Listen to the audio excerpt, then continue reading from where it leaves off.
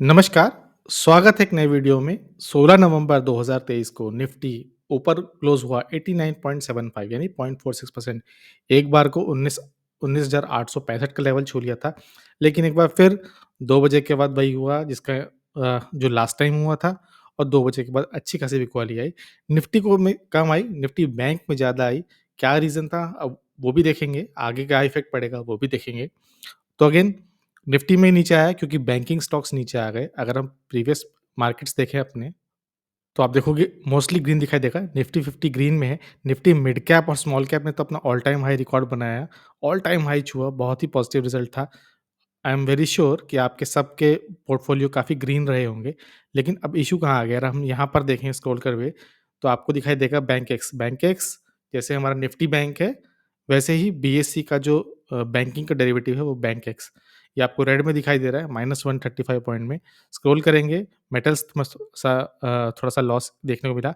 लेकिन हम निफ्टी को ज़्यादा देखते हैं, तो निफ्टी बैंक आप देखिए लास्ट भले शुरुआत में ऊपर था लेकिन लास्ट में क्लोज़ हो गया। अगर आप इसको ओपन करेंगे और इसका 1 डे का चार्ट देखेंगे, तो यहाँ आपको दिखाई देगा कि ऑलमोस्ट 3 बजे के बाद जो एक फॉल आया, वो बहुत ही शार्प था।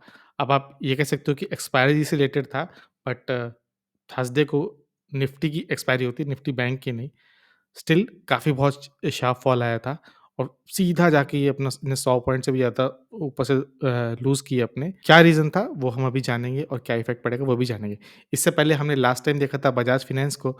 अगर हम मूवर्स देखें तो बजाज फिनसर्व 2.12% ऊपर क्लोज़ हुआ और बजाज फाइनेंस भी 1.91% ऊपर हुआ। लेकिन जैसा कि हमने डिस्कस किया था, ये डेफ़िनिटली 7,000 के गैप डाउन ओपन हुआ था। एक बार चार्ट देख लेते हैं इसका। हमने बजाज फाइनेंस के लिए सपोर्ट लेवल ड्रॉ किए हुए थे। 7,000 पे एक अच्छा सपोर्ट था और 7,000 से सपोर्ट लेके बहुत अच्छा मूवमेंट आया। आप देखोगे 300 पॉइंट का मूवमेंट था, 1.91% ऊपर क्लोज़ हुआ प्रीवियस क्लोज़ के। लेकिन इसका जो इंट्राडे मूवमेंट था वो भी ज़्यादा था। अगर हम इसको ब्रेक कर दें 5 मिनट के चार्ट पर, तो आप देखोगे कि 7,000 के नीचे इसने स्टार्ट किया था और वहाँ से कंटिन्यूअसली बाइंग आई और जो इसका प्रीवियस क्लोजिंग था उसके ऊपर जाके क्लोज़ हुआ। अच्छा लगता है जब आपकी प्रेडिक्शन या आप जो एनालिसिस करते हो वो सही साबित हो। ज़रूरी नहीं कि आप हमेशा सही होगे, लेकिन आपको पता होना चाहिए कि सपोर्ट कहाँ है, रेजिस्टेंस कहाँ है, ताकि जब वो उस लेवल पर आए तो आप घबराएँ नहीं। आपको पता है कि वहाँ सपोर्ट है, आपको वेट करना है, पैनिक में आके सेलिंग नहीं करनी, पैनिक में आके बाइंग नहीं करनी। निफ्टी 50 देख लेते हैं। अगेन निफ्टी 50 में हमने हमारे चैनल के अंदर वापस आ चुका है। अच्छा खासा गेन बनाया था उसने, लेकिन लास्ट के टाइम में ये जो बड़ी-सी विक दिख रही है, ये सिर्फ़ सेलिंग की है। लास्ट के टाइम में सेलिंग आ गई। ये सेलिंग निफ्टी से ज़्यादा निफ्टी बैंक पे दिख रही है।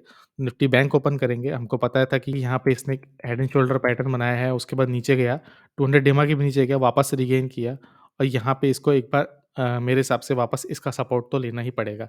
अब आज इस नेकलाइन का सपोर्ट इसने भले ही ना लिया हो, लेकिन कल हो सकता है कि ले ले। सिर्फ़ आधा परसेंट दूर है उस दूरी से और 181 पॉइंट्स बैंक निफ्टी के लिए जो 40,000 के ऊपर 44,000 पे भी ट्रेड कर रहा है, कोई बड़ी बात नहीं है। आधा परसेंट कभी भी एक झटके में भी डाउन हो सकता है। तो मेरे को लगता है कि कल बैंक निफ्टी थोड़ा-सा नीचे डाउन होगा, तो अगर आप इंट्राडे ट्रेडर हो तो ध्यान रखना और अगर आप अपने स्टॉक्स को देख रहे हो कि एक अच्छे लेवल पे आए बाय, तो आपको ध्यान देना। अगेन यहाँ पे इसको रेजिस्टेंस ज़रूर मिलेगा 43,990 पर एक एक एक हॉरिज़ॉन्टल सपोर्ट है, जहाँ से सपोर्ट ले सकता है। तो अब बात आती है कि बैंक निफ्टी में ऐसा अ, डिक्लाइन क्यों आया? क्यों आया? क्योंकि आरबीआई ने अगेन नोटिफ़िकेशन जारी किया। अगर आप आरबीआई के ट्विटर यानी एक्स के पेज पर आओगे तो उन्होंने आज 4 नोटिफ़िकेशन जारी किए हैं। एक अपना बुलेटिन जारी किया है, उसको भी देखेंगे। उसके अलावा एक एक्शन भी जारी किया है credit cards, bank credit cards और एनबीएफसीज़ को, वो भी देखेंगे। इसके अलावा उन्होंने एक इम्पोज़ किया पेनल्टी मनप्पुरम फाइनेंस पे और एक्सिस बैंक पे। दोनों पे क्या किया है, अब एक बार देख लेते हैं। ये आपको मिलेगा एक्सिस बैंक पे उन्होंने 90 लाख की पेनल्टी लगाई है। किस लिए लगाई है? Non compliance. किसके लिए? केवाईसी कस्टमर्स के लिए, लोन एडवांसेस के लिए जो गाइडलाइंस है, जो मार्जिन्स है, जो उन्होंने आरबीआई ने सेट किए थे, उसको उन्होंने फॉलो नहीं किया। उस पे एक्शन लिया और एक्शन के बाद हियरिंग के बाद ओरल सबमिशंस के बाद उनके ऊपर मॉनेटरी पेनल्टी लगाई गई। सेम कहानी मनप्पुरम फाइनेंस के साथ भी है। उनके ऊपर भी 42.7 यानी 43 लाख की अप्रॉक्स पेनल्टी लगाई गई। क्यों? प्रोविज़निंग के लिए कि जो कि कंपनी के जो आरबीआई की गाइडलाइंस है उसको फॉलो नहीं किया गया था। लेकिन इससे बड़ी इम्पोर्टेंट पॉइंट थी, जहाँ रिज़र्व बैंक ने अपना नोटिफ़िकेशन जारी किया। अगर फिर से एक बार हम देखें, तो ये जो इन्होंने इन्फॉर्मेशन जारी की है, बुलेटिन जारी किया, ये आप देखोगे कि 4:56 पीएम का है। 5 बजे का था, लेकिन अगेन जिस तरह से आरबीआई के ऊपर उन्होंने दिक्कत की थी, बजाज फाइनेंस के ऊपर, वो भले ही नोटिफ़िकेशन शाम को 5 बजे आया था, लेकिन 2 बजे से ही उसका असर दिखने लग गया था। तो अगर आपको ये लग रहा है कि आप न्यूज़ को लेकर रिएक्ट करोगे, न्यूज़ के बाद रिएक्ट करोगे, बड़े लोग, शातिर लोग पहले ही बैठे हुए हैं और वो उससे पहले ही एक्शन ले लेंगे। आप हमेशा पीछे रह जाओगे। मैंने पहले भी बताया था कि इंडियन रिटेलर्स जो हैं, जो हम जैसे रिटेलर्स हैं, वो मोस्टली इंडियन फ़िल्मों में जो पुलिस होती है, उसका रोल करते हैं, जो हाँ, सब कुछ हो जाता है, उसके बाद वो आते हैं एक्शन लेने के लिए। तो यही कहानी होती है, हमको फ़िल्म का नहीं, हमको रियल में करना है, तो हमेशा आपको सपोर्ट लेवल और रेजिस्टेंस लेवल पता होने चाहिए। तो अब इन्होंने क्या जारी किया है, यहाँ इन्होंने जारी किया है एक एक लेटर जारी किया है, जहाँ उन्होंने बताया है कि क्रेडिट एक्सपोज़र जो है, वो बैंकिंग, क्रेडिट कार्ड एक्सपोज़र और कमर्शियल बैंक्स को पे जो हो रहा है वो ठीक नहीं है और उन्होंने बढ़ा दिया है 25 परसेंटेज पॉइंट से 125 पॉइंट्स। और ये किसके लिए क्या है? ये क्या है? Unsecured loans. देखिए 2 तरह के लोन होते हैं। एक होता है सिक्योर्ड लोन्स, एक होता है अनसिक्योर्ड लोन्स। अगर आपको सिक्योर्ड लोन्स देखना है, जैसे होम लोन, आप घर के बदले ले रहे हो। व्हीकल लोन, वो आप व्हीकल के बदले ले रहे हो। गोल्ड लोन, वो गोल्ड के बदले ले रहे हो। दूसरी तरफ कौन से लोन होते हैं? Personal loans. जैसे कि क्रेडिट कार्ड लोन्स, उसमें कुछ भी आप गिरवी नहीं रखते, आपने पर्सनल लोन लिया, उसमें एक्सपोज़र ज़्यादा होता है, रिस्क ज़्यादा होता है। आपने अगर नहीं दिया, तो बैंक को रिकवरी में तकलीफ़ आ जाएगी और मोस्टली जो पर्सनल लोन्स होते हैं, वही कन्वर्ट हो जाते हैं नॉन परफॉर्मिंग एसेट, जिसको हम कहते हैं एनपीए। तो एक रिस्क दिखता है वहाँ पे आरबीआई को, इसीलिए उन्होंने एक लेटर जारी किया है और परसेंटेज पॉइंट से बढ़ा दिया है। इसको यतिन मोता ने अच्छे टर्म में यहाँ पे बहुत सिंपल पॉइंट में समझाया हुआ है कि आरबीआई ने रिस्क वेट बढ़ा दिया है। यानी उनको अब ज़्यादा प्रोविज़निंग, जैसे प्रोविज़निंग रहती है कि आपको बुरे टाइम के लिए पैसा बचा के रखना पड़ता है, वैसे ही उनको ज़्यादा अपने पास क्रेडिट एक्सपोज़र को, बैंक बैलेंस को अपना रखने के लिए, बैंक को सिक्योर करने के लिए ज़्यादा करना पड़ेगा और 25 पॉइंट से बढ़ा के 125 कर दिया है। सिंपल भाषा में बोले तो पर्सनल लोन आपके बढ़ जाएँगे। पर्सनल लोन ज़्यादा इंटरेस्ट में मिलेंगे आपको और इसमें वो नहीं है, कौन-सा नहीं है, हाउसिंग लोन नहीं है, एजुकेशन लोन नहीं है, व्हीकल लोन नहीं है और लोन सिक्योर्ड बाय गोल्ड नहीं है, क्योंकि ये सिक्योर्ड लोन्स आते हैं। ये किसको अफ़ेक्ट करेंगे? क्रेडिट्स, जो क्रेडिट कार्ड कंपनी है, जो क्रेडिट्स देती हैं, उनको बैंक क्रेडिट देते हैं, स्पेशली एनबीएफसीज़, उन पे इम्पैक्ट डालेगा। उसके रिएक्शन में क्या हुआ? एक्सिस बैंक पे आया अगेन, आप 5 बजे आया, आप मार्केट क्लोजिंग के बाद आया, लेकिन कैसे पहले किसी को खबर लग गई, ये आप सोचिए और सोचते रहिए हमेशा। जो बड़े लोग हैं, जो स्मार्ट लोग हैं, उनको हमेशा पहले पता चल जाएगा, आप हमेशा बाद में रिएक्ट करोगे। ठीक है, कोई बहुत बड़ी बात नहीं है। अ, वैसे भी अपने रेजिस्टेंस के पास था, अगर आप देखो यहाँ पे एक रेजिस्टेंस था, पहले इसने यहाँ पे एक हैमर बनाया हुआ है, रेड कैंडल। जब टॉप पर हैमर बनता है, तो हमें पता है कि वो हैमर कैंडल नहीं कहलाता है, वो हैंगिंग मैन कहलाता है और ये इंडिकेट करता है कि यहाँ पे रेजिस्टेंस है और एक डाउन ट्रेंड होने की चांसेस है, एक प्रोबेबिलिटी है। हैंगिंग मैन, उसके बाद एक बड़ी-सी रेड कैंडल बनी है, तो डेफ़िनिटली थोड़ा-सा नीचे कूल ऑफ होगा अगर 990 के पास आएगा।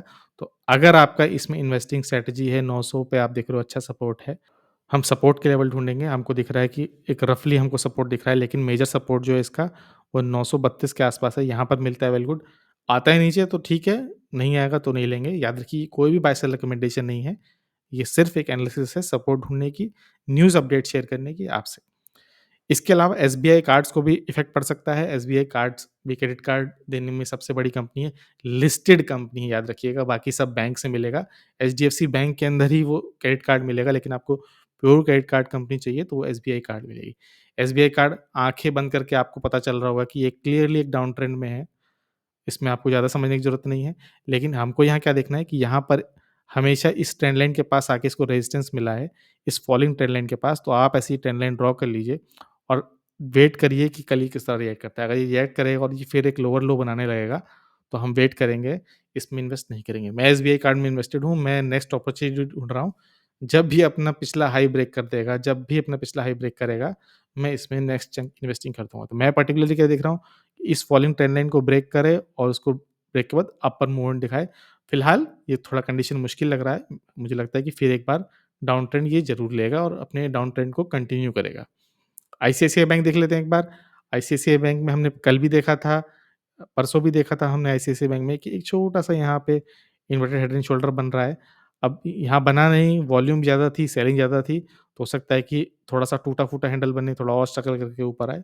वेट करेंगे, इस तरह से ट्रेंड लाइन एक ड्रॉ कर लीजिएगा आप अच्छी कीजिएगा, मैं रफली ड्रॉ कर रहा हूँ और फिर वेट करिएगा कि कब उस ट्रेंड लाइन को वो बीट करता है और उसके ऊपर आता है, फिर आप फर्दर एक स्विंग के लिए ऊपर 1000 तक के आसपास का आप स्विंग प्ले कर सकते हो। एचडीएफसी बैंक देखते हैं, एचडीएफसी बैंक में सेम कहानी जैसे हमको एसबीआई कार्ड में दिख रहा था, लगातार ये लोअर हाई, लोअर लो बनाया जा रहा है और एचडीएफसी बैंक में जो प्रॉब्लम ये है कि एक तो बहुत ही अंडर परफॉर्मर है, बहुत टाइम से परफॉर्म नहीं किया है।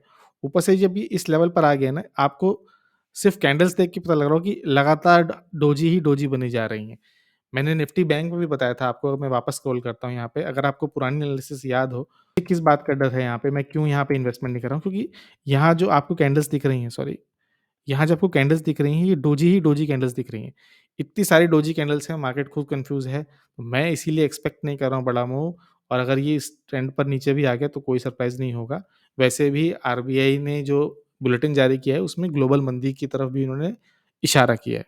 आपकी स्क्रीन पर है मंथली बुलेटिन का सीएनबीसी ने क्विकली एक समराइज़ किया है कि अक्टूबर-दिसंबर यानी Q3 में इनको ग्लोबल इकोनॉमी में मंदी दिख रही है, तो वहाँ पे लेकिन त्योहारों की डिमांड है इसीलिए क्योंकि हमारा फेस्टिवल सीज़न है, फिर दिवाली आती है, छठ आता है, फिर उसके दशहरा भी गया, उसके बाद क्रिसमस आएगा, न्यू ईयर आएगा, तो इस तरह से थोड़ी अ, त्योहार फेस्टिवल बेस्ड डिमांड आ सकती है, तो जीडीपी में आएगा।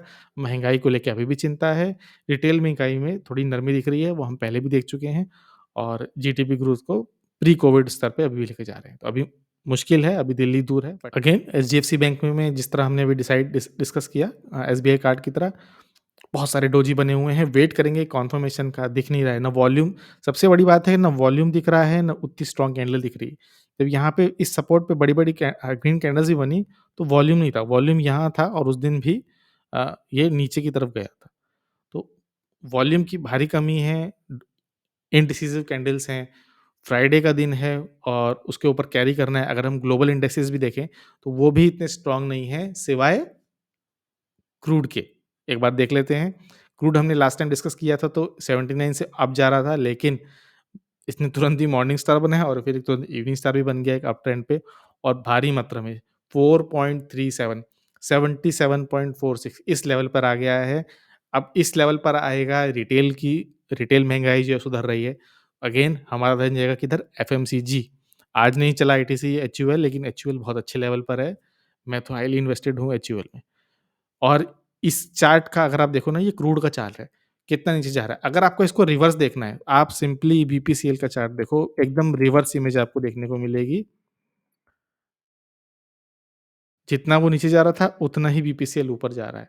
बहुत अच्छे चल गया है, सेम कहानी आपको एचपीसीएल की भी मिलेगी, आप हिंद पेट्रो देख लीजिए। आपको फ़र्क ही नहीं पता चलेगा कि कौन-सा चार्ट बीपीसीएल का है और कौन-सा चार्ट एचपीसीएल का है। ये एचपीसीएल का चार्ट आ चुका है और ये बीपीसीएल का चार्ट है। आइडेंटिकल चार्ट है, एकदम बिल्कुल आइडेंटिकल है और क्यों? क्योंकि क्रूड के प्राइस में उतना ही फॉल आ रहा है। ग्लोबल इंडेक्स देखें तो सारे इंडेक्स जो हैं वो हल्के से नरमी पड़े हुए हैं और फ्राइडे के दिन मेरा मानना है कि जनरली बहुत ज़्यादा मूवमेंट नहीं आता है। लोग पोज़ीशंस अपनी कैरी नहीं करना चाहते वीकेंड में, वोलेटिलिटी अभी भी बनी हुई है। याद रखिएगा वोलेटिलिटी अभी भी कंटीन्यूअसली है। ये तो ग्लोबल विक्स है, एक बार इंडिया विक्स भी देख लेते हैं। सबसे नीचे जो आपको ये बड़ी सी ग्रीन बार दिखाई दे रही है, ये है इंडिया विक्स यानी इंडिया वोलेटिलिटी इंडेक्स कितनी अनसर्टेनिटी है, कितनी मार्केट में अनसर्टेनिटी है, ये दिखाता है। और आप देखो तो पीक है 5 प 4.5% ऊपर गया है। पॉजिटिव न्यूज़ नहीं है ये इंडियन मार्केट्स के लिए। अनसर्टेनिटी है, अनिश्चितता का माहौल है। बैंकिंग्स 2-3 बैंकिंग और एनबीएफसी पे मार पड़ी है, पेनल्टी लगी है और अनसिक्योर्ड लोन, पर्सनल लोन भी महँगे हो गए हैं, तो वो भी बैंकिंग पे जो पहले से ही प्रेशर में है, उस पे और प्रेशर आ सकता है। तो कैसी लगी आपको एनालिसिस ज़रूर शेयर करिएगा। ये एक न्यूज़ अपडेट्स था, आपको कैसा लगा ज़रूर शेयर करिए। क्या पोज़ीशन ले रहे हो आप, ज़रूर शेयर करना। हम एक नए चैनल है, हेल्प करिए ग्रो करने में, शेयर करिए, सब्सक्राइब करिए। वीडियो को देखने के लिए बहुत-बहुत धन्यवाद।